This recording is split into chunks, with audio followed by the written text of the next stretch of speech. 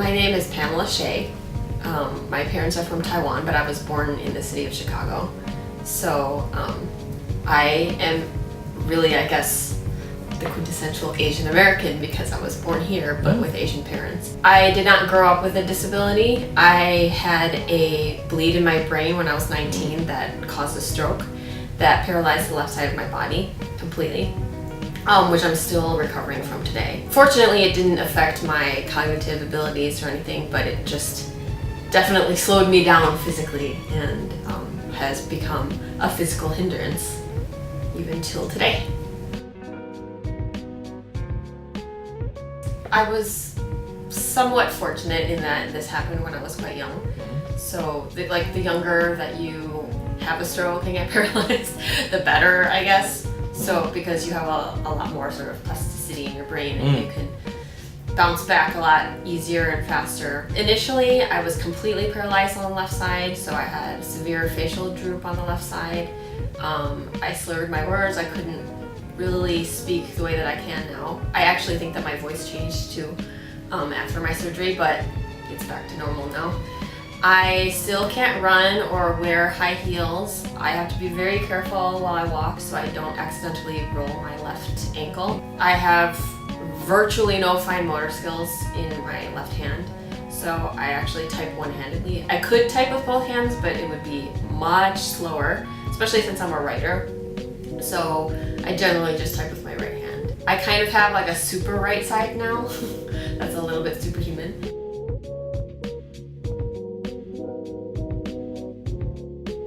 My aim is to work out 6 days a week. Sometimes it doesn't happen, but I do work out regularly, and I work out both sides of my body so that there's a little bit of balance. I have gained back most of my mobility. I can do stairs fine. I can generally do whatever I want, but you can definitely tell that there's something going on. Like, I kind of recently started dance again, which was maybe a year or two ago. I started dancing again, just not classes or anything, but like I'll go to a Zumba class or a hip hop class that are just for exercise purposes, not actual choreography or anything like that. I feel like if anybody were actually watching me, they might be like, what's going on? I have no issues with being able to like walk around, but I can't run, so if I'm running late, which is often, and that's not just because of the disability, that's always been the case, but it's even worse now. So if I'm running late and there's a bus that's just about to leave, I'm probably not going to be able to catch it. Unless I'm willing to look like a big weirdo, I could probably do it, but there are issues of like ego and stuff like that prevent me from doing so. Generally speaking, I prefer to remain well composed and just seem like I'm just taking my time, whereas really I have to take my time because otherwise, things will get messy. I drop things a lot. Like last week I bought a milkshake for the first time, and I wanted to like scoop a scoop out of it and eat it like a normal person. But while I was doing it, I dropped the whole thing on the floor and spilled more than half of it all over the floor. And that kind of thing happens daily. I think I did the same thing yesterday with some salsa.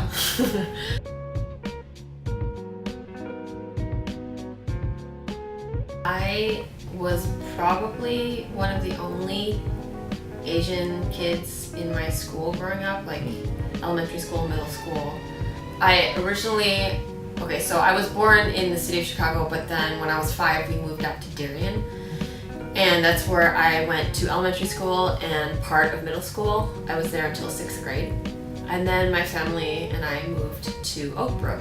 Once we moved to Oak Brook, where I finished where I finished junior high and high school, I was still one of like maybe a couple Asian kids at school. But then once I hit high school, there was a little bit more diversity. I wouldn't say that it was a very diverse population, but there were a lot of Asians there. But I guess because I grew up being sort of the only one, that's what I sort of became comfortable with. So I didn't really hang out with those big crowds. I mean, if anything, I hung out with more Indians than I did with more people who were sort of, what am I, East Asian? Is that what? Okay, so more so than the East Asians that looked more like me. But generally speaking, it was predominantly white. And then there would be some Asian people. In Oak Brook, I would say there's a higher Asian population than probably any other predominantly white area, because there are a lot of traditional, professional types in the area, like doctors, lawyers, engineers, and whatnot. So I was around a lot of the children of these people. But I wouldn't say that we were super tight or anything.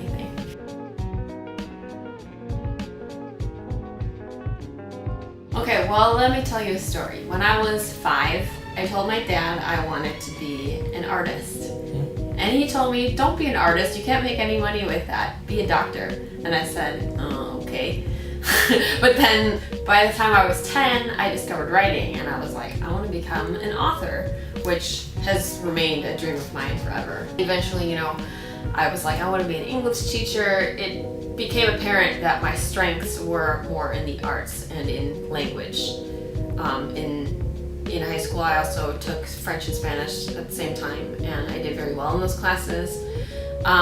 My mother in Taiwan majored in arts, like fine arts, and my father was an electrical engineer. So he was always the voice of like old school, traditional, you have to be this or that. And my mother was much more supportive, not necessarily like, if you want to be an artist, that's great. I'm going to send you to the best art school or anything like that. But she was more emotionally supportive, whereas she wouldn't be so strongly she wouldn't so vocally discourage me. Then when I was 14, I decided I wanted to become a fashion designer. In high school, when it became time to apply for universities, I wanted to apply to schools that had fashion design as a major, but my father wouldn't hear of it. So he, behind my back, applied to the University of Illinois in Champaign-Urbana. And I only kind of recently found an old book from the School of Engineering, or the College of Engineering at U of I, in my garage. And I was just kind of like, this is so typical of my dad. He wanted me to he secretly wanted me to maybe become an engineer because that's what U of I is so good at. And I was just like, this is ridiculous because I've never, ever, ever, ever shown interest in becoming an engineer in my entire life. And he was just very like pushing his ideals onto me. And I have never been very receptive to that. I've always been very headstrong. My father, when I was very little, tried to take that route of being super strict and forcing me to study hard. But if you talk to anybody that I knew in either high school or undergrad for that matter, most of them would say that they never ever saw me read, or, well, maybe not read because I read for fun, but they never ever saw me study or, killing myself to get good grades. I fortunately was able to get pretty decent grades. I graduated at the top 25% of my high school. I did pretty well in undergrad as well, but it was never because of that mentality of like, I have to study hard, otherwise I'll disappoint my parents. My mother was much more emotionally supported in that she understood that if I ever struggled hard, but I worked really hard at a class, because frankly, I was not very accustomed to struggling in class. So if I did, for whatever reason, say like when I was taking some science classes, when I decided that I wanted to pursue medicine after my hospitalization, and I was struggling with it, my mother would be much more understanding, and she would be like, well, as long as you're working hard at it and you're really trying, that's what matters, as opposed to whatever the grade is. But my father was much more traditional in that, the grade at the end of the semester is what matters. But he was also the type, like, my cousins from Taiwan came to visit one summer when I was like 12 or something. My dad fashioned a math test for everyone to take just to see how we would perform. Of course I performed the worst because math is not my forte. And that was the type of environment that my dad liked to foster. And my mother used to spend $80 an hour on a math tutor because my dad, even though he was very good at math, could not teach me. That's how much we bumped heads.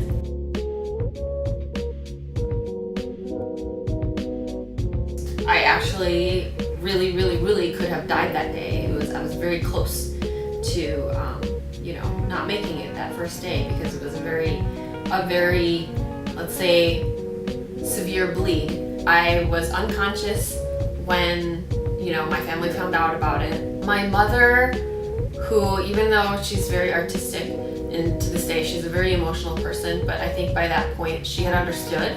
She had sort of an enlightened moment where she realized, I can't help anybody in my family if I don't keep a straight head and at work and still, perform well at work. So while everybody was expecting her to just kind of break down and be like, what's going on with my daughter, she still focused and did her work,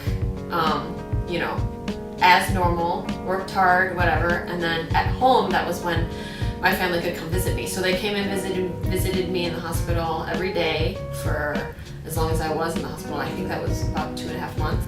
My father at the time wasn't working. He had completely transformed at this time. He was incredibly sweet. He was always at my side, always defending me when anything happened at the hospital, bureaucratic nonsense. My parents came to visit me every day, and my dad was super sweet. It was as though I was a baby again. Despite our differences, my mother tells me this all the time. I think she just told me this yesterday too, that even though my father is very hard on me, and he's not always the nicest person when it comes to me or really anyone else, he actually, cares very deeply about me and my sister and his family. He just doesn't know how to show it properly until, you have a time of need. It was actually very interesting because he then completely transformed while I was in the hospital. After I was discharged and I was staying at home, he took care of me physically, and he especially became super overprotective. I think that that's very common in Asian parents, being overprotective in general. But because I was always so headstrong growing up, I was just like, whatever, I'll do what I want. So I never was particularly obedient when it came to, the rules that my parents tried to put on me. But, when my condition was more sort of severe, and it was an issue, like I needed help going up and down the stairs and things like that, and I was using a cane and whatnot, it was sort of easier for him to become even more overprotective.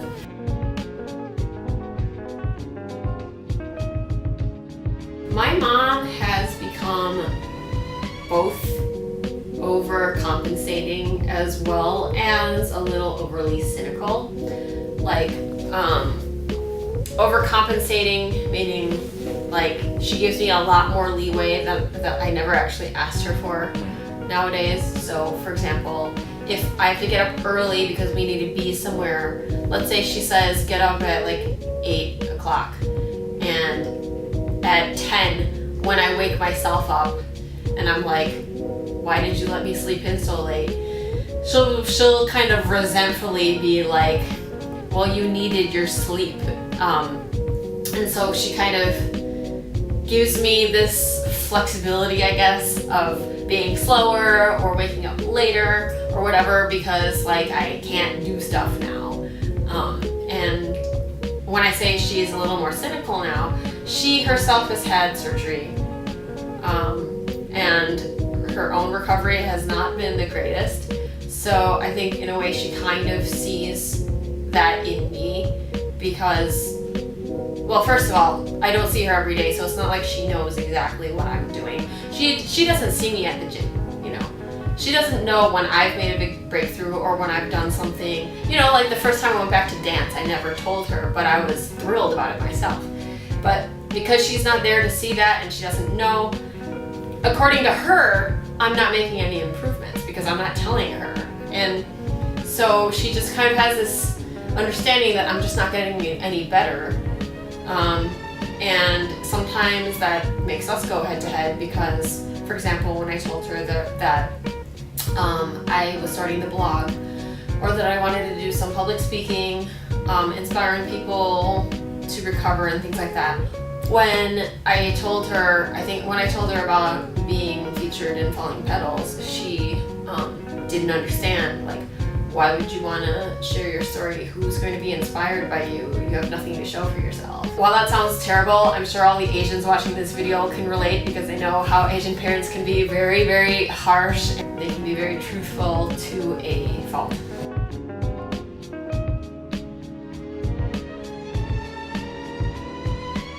I had to fight to go back to school earlier than planned. My father wanted me to take the whole next year off of school, but by the end of the first semester I was going stir crazy, so I forced them to let me go back to school. Once you've already tasted independence and you've already been living far away from home on your own, you can't really go back to living under your parents' roof with them watching you all the time. I had also been rather independent growing up. Like, I used to travel all the time. Every year since I was 16, I would go to Europe and spend like my summers there. So I was doing that on my own, staying with friends there. I think that just demonstrates that I was already quite independent before all this happened. So I really, really, really needed to go back to school. I encouraged my doctor at the University of Chicago to tell my father that it was a good idea to let me go back to school. And according to a neuropsychologist that I know down at U of I, she said that at the time that was exactly what I needed. Perhaps it was not the best idea for my physical condition, because that first year is critical for making like the fastest and the most gains. But if you don't have a happy state of mind where you're at peace with where you are, then you can't enjoy life at all. So it was really what my soul needed for me to go back to what I knew. You know, I found myself getting envious of my friends who were complaining about having tests to study for or having homework assignments. And I was like, I would do anything to have a homework assignment right now or to take a test right now. You know, it was what I knew, because I'd grown up doing that. I guess you don't appreciate what you have till you lose it, right? And it wasn't like I could just wave a wand and get everything back all of a sudden. But I was like, there's nothing wrong with my thinking or anything. I can still go to school, I can still learn, I can still read, I can still write. I had to fight to go back.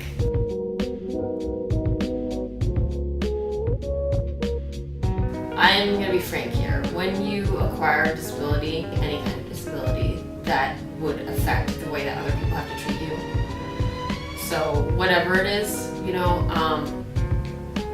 when you acquire that, so you're basically becoming someone else almost. There's sort of a sense of like becoming inconvenient for other people, and it's not something that, obviously it's not something you can control or something that you can just not be.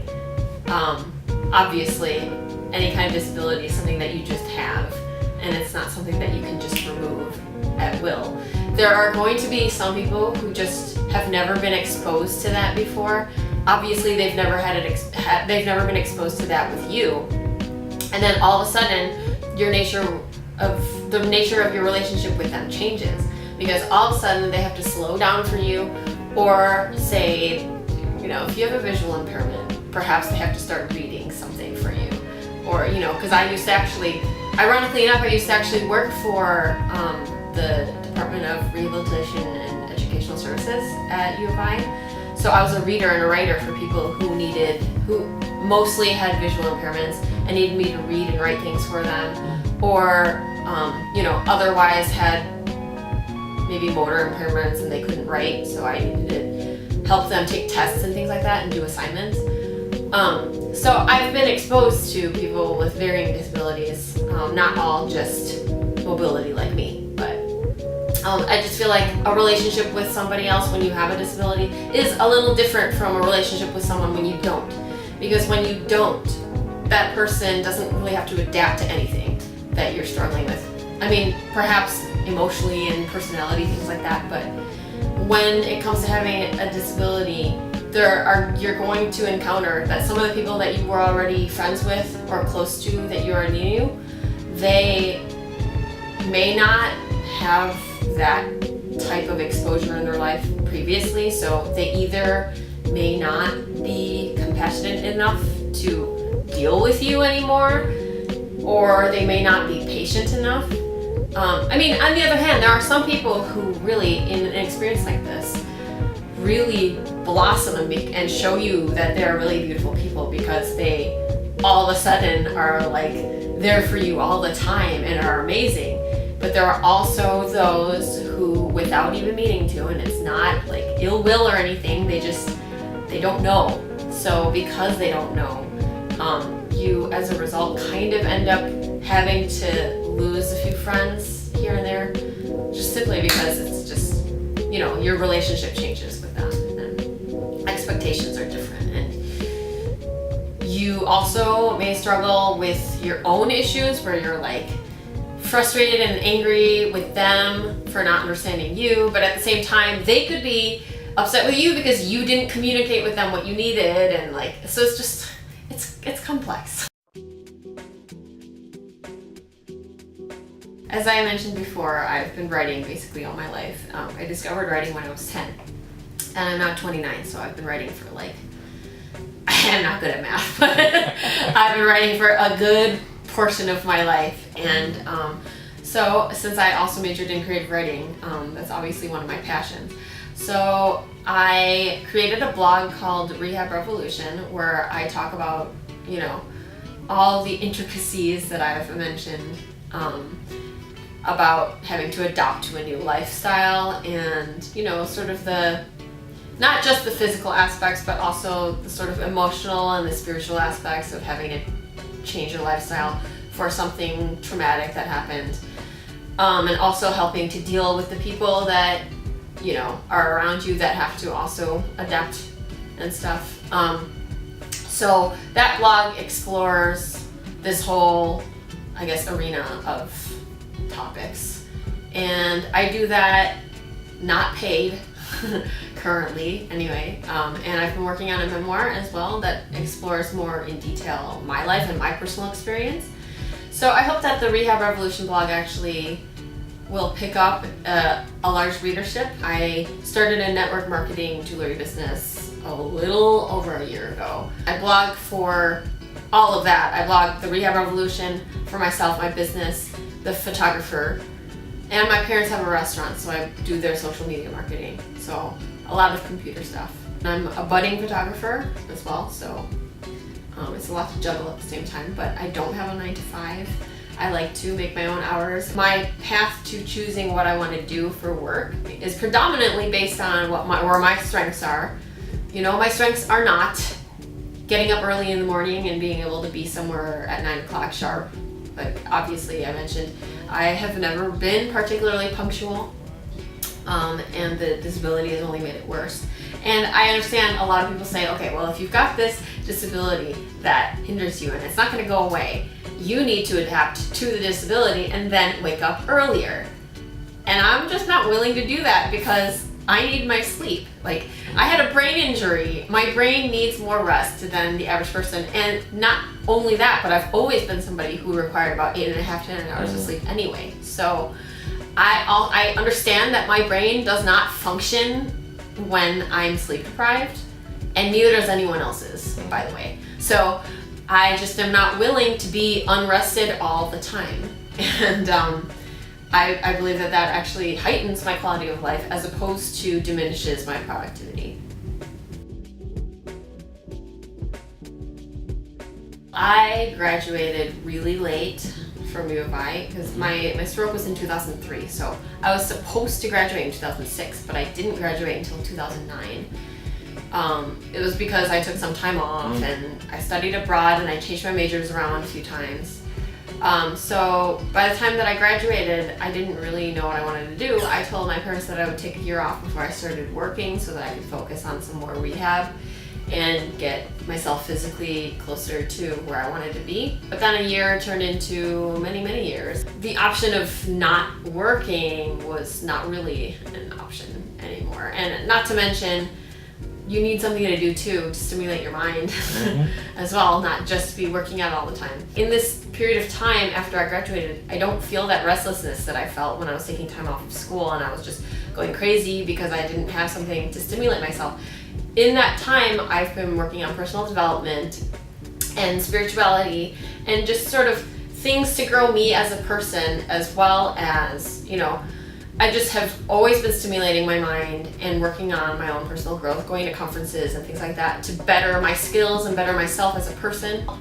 After I graduated, I sort of quickly got involved in network marketing businesses, and then through that, I realized that I do want to be an entrepreneur, and I really want to work for myself because I would rather not have my career path be decided by other people who get to decide my worth and my value. So I would rather be paid based on my own work, which is a struggle too, because I also sometimes lack some self-discipline as well and time management skills, which I'm still working on. I basically chose to pursue things that I know that I can do without hindrance. So rather than deciding all of a sudden that I want to become an NBA player or a WNBA player or something like that, that I have no strengths in and that I would physically be very limited to doing, I decided to focus on my writing. If nothing had ever happened to me and I had never had the stroke or whatever, what would I have been good at? I would have been good at writing. So I started with the writing. Since that is my passion and that's where my strengths lie, I'm going to focus on that because the disability does not hinder that in any way. I mean, apart from, you know, typing, but I actually type very quickly with one hand anyway. With the jewelry business, I actually hemmed and hawed about starting that for a while too, because a lot of what the business involves is doing sort of demonstrations and showing how the jewelry can be worn in different ways, different techniques like twisting it or crocheting it or like layering it or whatever. And obviously necklaces can get pretty tangled and stuff like that. So I was like, should I even do it? Because what happens if I take forever because I'm trying to do something that I can't really do with my fingers? And my mentor, the one that got me involved in the business, she was like, well, you know what, just work around it. There are ways that you can ask for volunteers, and that would actually be better during your jewelry shows, because then they can see how easy it is because they can do it and you're just telling them how to do it the first time. Or you could use like cards where people are reading what to do and you can still have volunteers to do that. And so at the beginning of my jewelry shows, I do actually warn them, like if I get tripped up because I'm getting tangled up or I can't get a clasp open or whatever, it's because I have a disability. So I've found that it's very useful to be open about it so that people know what's going on instead of being like, well, what, you know, like what's happening with this girl? Why is she being weird? I wanted to be a fashion designer at a certain point. So the jewelry is along the line of style and fashion and things like that. So it's fun for me as well. It's important for me to both have flexible hours as well as be able to enjoy my work, because I feel like I do my best work when my heart is in it. So even when I'm writing things on assignment that I don't really like, I feel like my writing is much better when it is something that I do like. So I do my best to stay along those lines and make sure that I am doing my best work with the assignments that I choose and the types of work that I want to do. Okay. And otherwise, you know, improving the things that I might not be as strong in. For example, like sales or something like that. That's all interpersonal skills and things like that. And there are plenty of books and techniques and seminars and whatnot that I attend and read and learn from regularly. So none of that involves, you know, physically being able to do something that I may not be able to do now.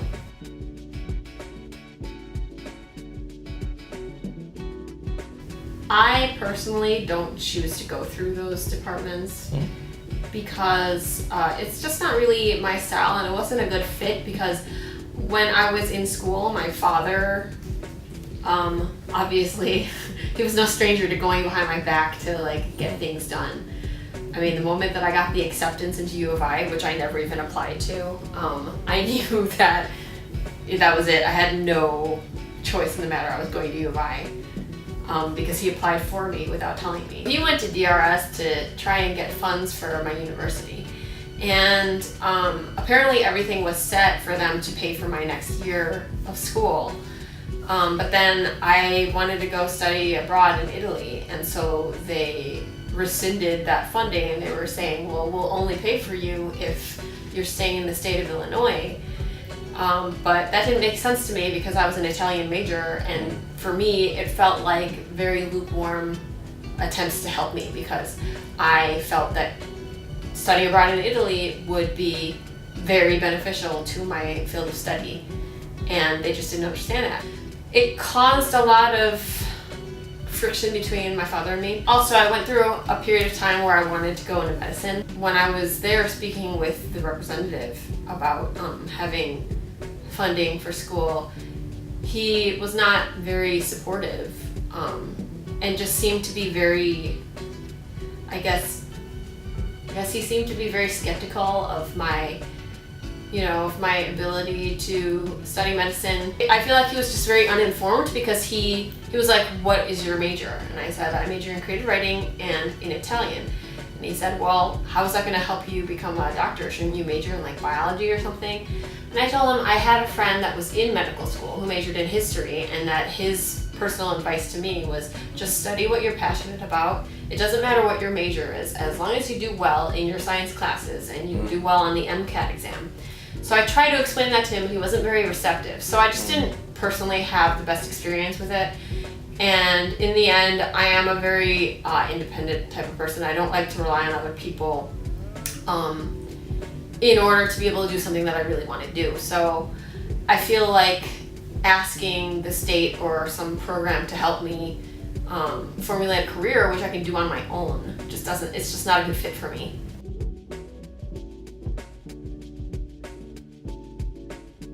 As an entrepreneur, I really believe that personal development is crucial. A lot of people start businesses, but then they kind of block themselves from further success because they haven't worked on a part of themselves that needs to be improved.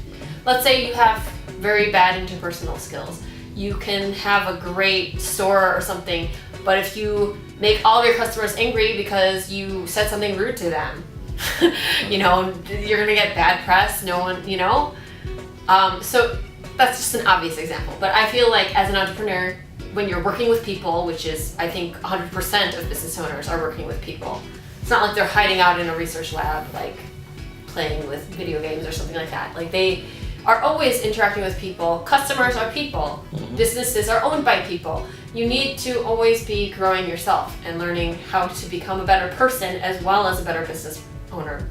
So I'm always educating myself. My business team with the network marketing jewelry business is filled with mentors. Everybody on that business team, especially ones that are doing well, will help anyone.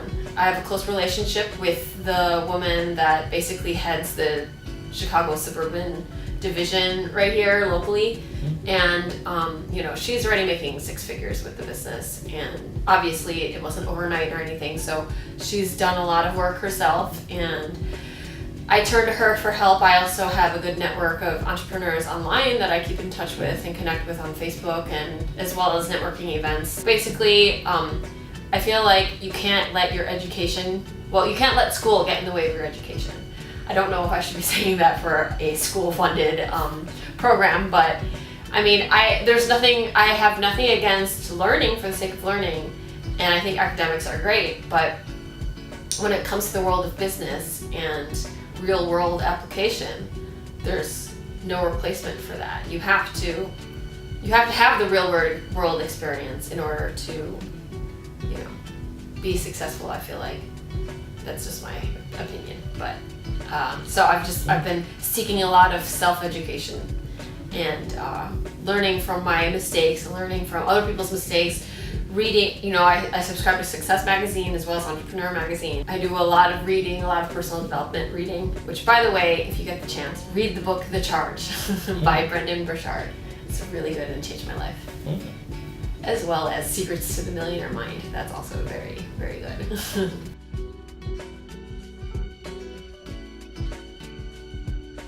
Well, one day way back in the day, I was like, maybe I should get like a silly retail job or something, just so I have something to do and so my parents stop complaining that I'm not doing anything. So I applied for a job at the Body Shop, which is just a store for like, you know, like a Bath and Body Works, but better. And I believe in the Body Shop because it's a very ethical company, and I felt that I did all right during the interview, but I hold myself to very high ethical standards, so I gave full disclosure that, like, if you do hire me, I want you to know I have a physical disability, so there are some things that I might not be able to do, like restock shelves or something like that. If they're really high, something like that, I'll be a little bit slower.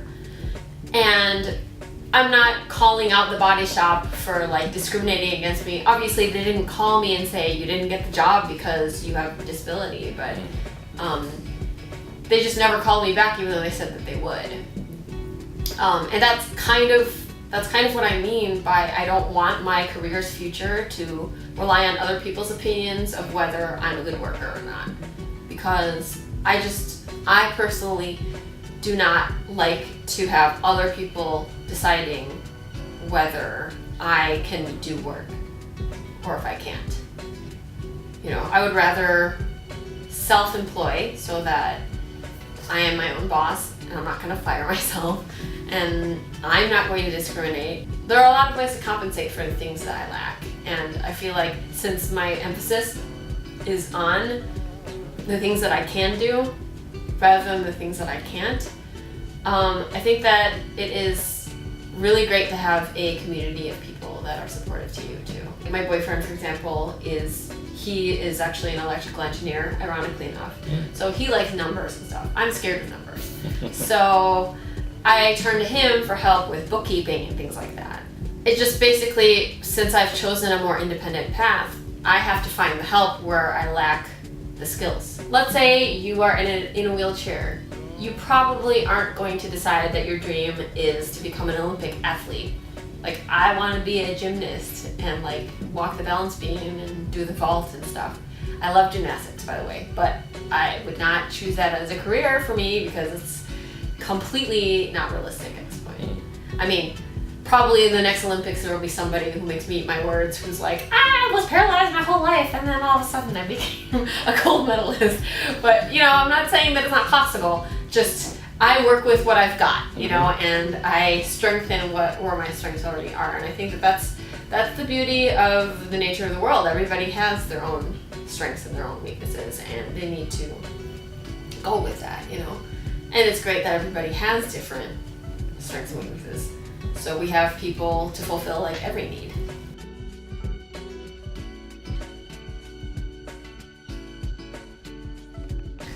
I would say, number one, you define your own terms of what success means to you.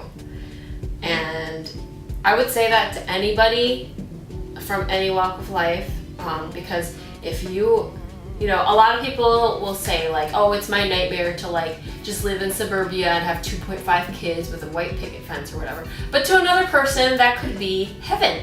You know, you'd be like, it is my life goal to be like an excellent mother who raises 2.5 kids and lives in a nice neighborhood, whatever. Don't let other people's definitions of success define yours.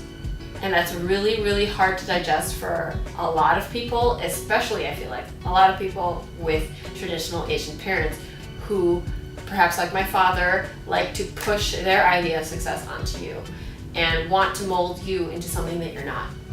So I think that your journey is your journey. Nobody else has walked in your shoes, and you are the only person that matters when it comes to what you're going to do with your life.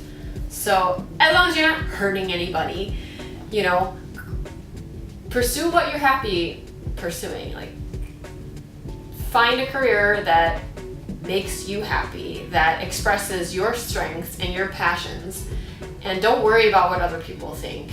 You know, you could be the best waiter at a local restaurant or something, and if you love that, that's great for you.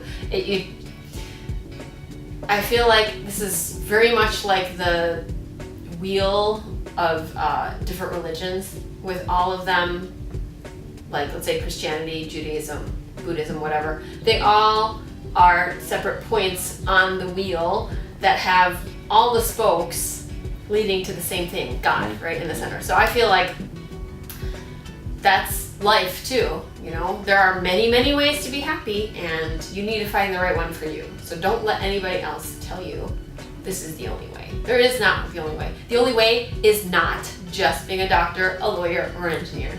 That's what I would say to the Asians. You need to set your own boundaries and your own definitions. And it is very, very challenging to accept a new identity.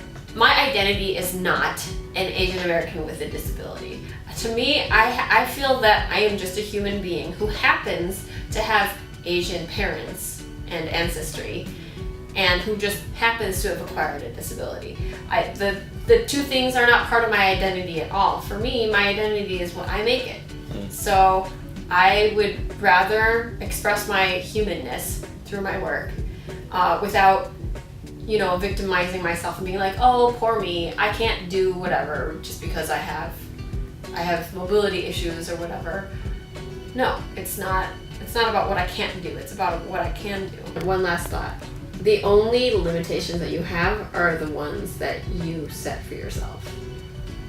So for me, even like being like a multimillionaire is not even out of the question for me. Like, if you shoot for the moon, you'll at least land in the stars, right? And I mean, again, I would say that for anyone, but when you have a physical disability, a lot of times it can get really easy to kind of get down on yourself and be like, oh, well, you know, I can't do this. Something that I've learned in my whole sort of journey into entrepreneurship and personal development is that can't stands for certainly am not trying.